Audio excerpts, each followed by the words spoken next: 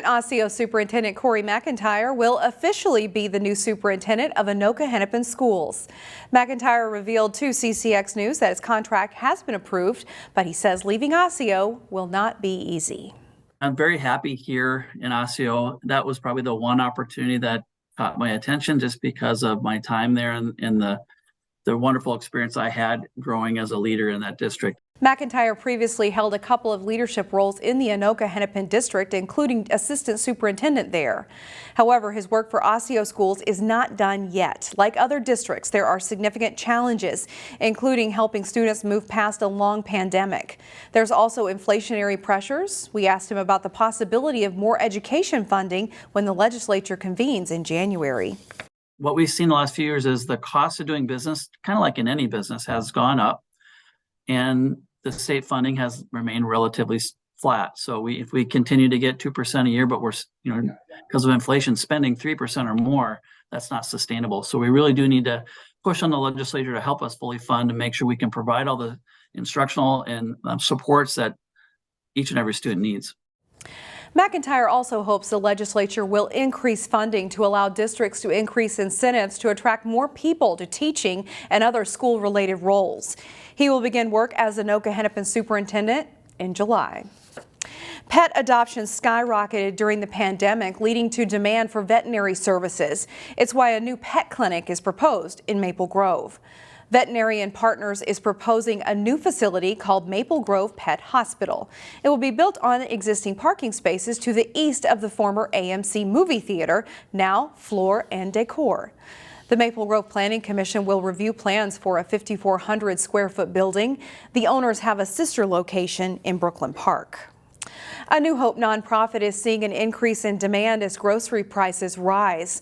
Reporter Sonia Goins introduces us to a pop-up grocery store where you can get groceries at a discount. Consumers are feeling the pinch at the grocery store. From eggs to produce to meats, everything is costing more. For all of us, right? No matter how much you make, you're going to the grocery store, there is sticker shock. But there is relief for shoppers who want to save some money. New Hope nonprofit, The Food Group, helps with costs by operating 30 pop-up grocery sites called Fair for All. We go to each of our locations once a month, and it's kind of like a pop-up grocery store, but there's some differences. So instead of just buying individual items, people can buy packages of food. The organization purchases fresh produce and frozen meat in bulk and sells them at about 30% off retail price. We have an assorted meat pack. We have a produce pack with fruits and veggies. This month we have a holiday pack. Officials say demand is up, and sometimes there are long lines of people waiting to buy the discounted items. Different sites are seeing different increases, but certainly we are seeing new customers that we haven't seen before. The food packages cost anywhere from $10 to $40, depending on what you buy. And anyone, no matter their income, can participate in the program. We believe that food is a basic right, that everyone should have access to good quality food. And right now, with prices doing what they're doing, there are a lot of people who don't have access to food. In New Hope, Sonia Goins, CCX News. It is the season of giving, and an employee of a Brooklyn Center liquor store displayed the ultimate act of kindness recently. Here's Blaine Cleveland with the story. I can help. Who's next? At Brooklyn Center's liquor store at Shingle Creek Crossing. Hello. There's an ace working behind the counter. She's reliable, on time, and she treats the customers so awesome. How you doing? Talea Thomas, or Ace as her friends call her, Would you like a receipt? brings a kind word and a warm smile to every customer she encounters. Yeah, I treat every customer like a caring individual. So it's like I treat everybody the same. Nobody gets treated any different, so why not have a good attitude for it? But on December 6th, she took that kindness to a level that truly exemplifies the spirit of the holiday season. Yeah, I was working with my manager, Berica, just me and her working up there ringing, and she notices a homeless man digging in a trash can, and she goes, Ace, look, he's putting on shoes, but there are boxes, like beer boxes. So I stopped in mid-transaction and went out there, was like, hey, you, come here. Ace asked the man's shoe size and then proceeded to take the shoes right off of her own feet and gave them to the man in need. The moment was captured on the store's surveillance cameras. So when I seen him walk away, he was just so, like, his spirit was uplifted, which it made me feel even better, because it's like, they were just shoes. Yet these weren't just any shoes, but rather a pair of purple Air Jordans, valued at well over $100. My favorite Jordans. I gave them to her without no hesitation. For the next hour or so, Ace worked in her socks. That is until her boss came in and took notice. Obviously, I couldn't let her work all day with no shoes, so I hopped in the car, ran over to Burlington. I bought her some Skechers. They were no Jordans, but a kind gesture nonetheless. Y'all have a great one. Thank you. Meanwhile, Christmas is a time when people are called to think about those who are less fortunate. But for one moment here in Brooklyn Center, Ace did more than think. She acted because she knows that everyone deserves the gift of dignity. My message is that if we all can give to each other every now and then, I think the world will be a better place. In Brooklyn Center, we've had a couple of rough years here, so I think this is the kind of story we all needed right now. Blaine, Cleveland, CCX News. The art show that's currently on exhibit at the Maple Grove Art Gallery offers tiny art, but it's big on variety. Tiny art, yes, and there's definitely a big variety of artists and styles and art to look at, yes. We're open, the show opens until January 13th. We run on volunteers, so please check our website for available times. There's everything from collages to watercolor paintings to folk art, all featured in art that's limited to an 8-inch square. As Terry said, the exhibit is up until January 13th, so you are welcome to stop by when they are open. We will leave you now with more of the show.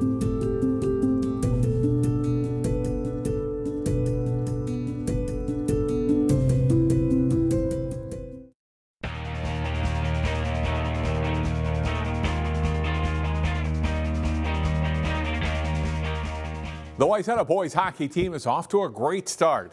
In our first CCX Spotlight story of the winter season, Jay Wilcox profiles the Trojans' outstanding goalie. It's been a special start to the season for goalie Will Ingemann and his Wayzata teammates. Cross back the other way, Ingemann with a great stop. They enter the weekend ranked number 1 with a 5-0 record against 5 high-quality opponents. We're having a blast, you know, not even just winning like 5 games, like out of the rink, we're all hanging out together every weekend, so it's been really fun so far. Senior Ingemann is one of the state's top netminders. He's 5-0 with a 1.17 goals against and .956 save percentage through 5 games. He's skilled physically, but there's more to it than that. I'd say my mental game, you know, like I try to, you know, if I get scored on, you know, try to wipe it, not let it get to me, because, you know, when it gets to you, nothing good happens when that happens. So Will obviously is a very talented goalie, but what makes him special is his ability to stay focused off the ice. He's a very hard worker and he pays attention to the details, whether it's vision training or flexibility. He takes care of every little piece of his game and gets the rest and does all the things that a lot of people at this age just don't do. He continues to play the way he's playing, and you know, keeps getting the accolades and, you know, wins and stuff like that. I mean, he'll end up being, you know, if not the top, one of the top 2 or 3. Actually, me and Pete talked about that a couple days ago. Just you know, he's just a phenomenal athlete, phenomenal leader. You know, his numbers speak for themselves, and you know, he represents our program so well. This summer, Ingemann tried out for and made a U.S. under-18 team that played in an international tournament in Canada. It's a different experience for sure. You know, you're playing with kids from around the country and getting to know them, and like their hockey path to where they got to is way different than normal, like high school. You know, people out in like Massachusetts, they play AAA all the time. Here we're playing squirts with buddies that live a mile away from us, and they're over here playing with kids. So a couple hours away from them, or across like in California or something. It was a great experience, even as he tried to treat it like any other game. It's hockey. Nothing really changes except it gets faster the higher you go. So just got to adapt to that and, you know, treat it like a normal game. After that trip, Will played junior hockey for the St. Cloud Norsemen of the NAHL this fall. It's become pretty common for top-level players not to stay in high school hockey. But Ingemann weighed the pros and cons and chose to stay at Wayzata. I'm going to play more games here, and I'm going to be having fun all the time with my buddies. You know, I've been playing with them since like elementary school, so that was a no-brainer coming back to play with them. So really happy with my decision. It's safe to say the Wayzata coaches are happy that Will Ingemann chose to stay in high school hockey as they pursue a title this winter. and they feel he has a bright future ahead of him, however this season turns out. I think Will is definitely a Division I goaltender. He can play junior hockey without question in my eyes, but as far as like staying centered on today in Minnesota, I think he's the best goalie in Minnesota hockey. After facing Andover Saturday night, the Trojans host Eden Prairie Wednesday, a game you can see live on CCX1 and online at ccxmedia.org. The Armstrong boys basketball team opened the season with a pair of wins. They look to make it 3 straight as they hosted Blaine. Jay Wilcox has the highlights. The Armstrong boys basketball team's home opener as they face Blaine. Seth Newbern drives into the lane, squeezing between defenders to score the scoop layup plus a foul. Newbern scores 16. They go into Drew Kemple in the post, and he spots Desmond Ware for a corner 3. Ware nets 18 for the Falcons. Armstrong opens the lead. Leroy Barnes drives and spots Owen Scram for a 3 from the wing. Scram scores a game-high 26. It's 32-23. Kemple with the long outlet to Barnes for 2 of his 22 points. Armstrong wins at 99-73. Jay Wilcox, CCX Sports.